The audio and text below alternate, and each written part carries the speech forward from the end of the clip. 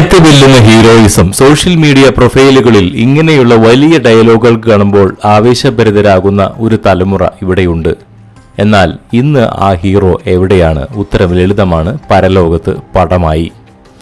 കഴിഞ്ഞ ദിവസം കരുനാഗപ്പള്ളിയിൽ നടുറോഡിൽ വെട്ടേറ്റു മരിച്ച ആലുവ അതുൽ എന്ന യുവാവിന്റെ സോഷ്യൽ മീഡിയ പ്രൊഫൈലുകൾ ഇന്ന് ചർച്ചയാകുകയാണ്.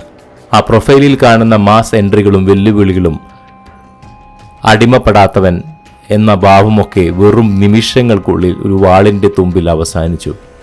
ഇത് സിനിമയല്ല, ഇവിടെ രണ്ടാമതൊരു ലൈഫില്ല, ഇത് റിയാലിറ്റിയാണ്.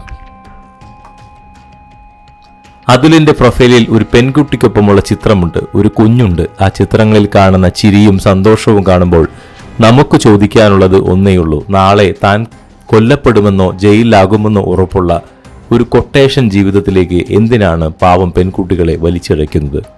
ആ കുഞ്ഞിനെ അനാഥനാക്കുവാൻ വേണ്ടിയായിരുന്നു ആ ഹീറോയിസം.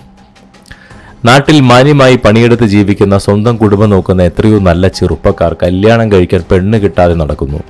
എന്നാൽ വിരോധാഭാസം എന്ന് പറയട്ടെ, ക്രിമിനലുകൾക്കും ഗുണ്ടകൾക്കും പിന്നാലെ പോകാൻ ഇവിടെ പെൺകുട്ടികളുണ്ട്. ആ ബാഡ് ബോയ് ഇമേജിൽ മയങ്ങിപ്പോകുന്നവർ തിരിച്ചറിയാത്ത ഒരു കാര്യമുണ്ട്: ഈ ഹീറോയിസത്തിന് അല്പായുസ് മാത്രമേ ഉള്ളൂ എന്ന്.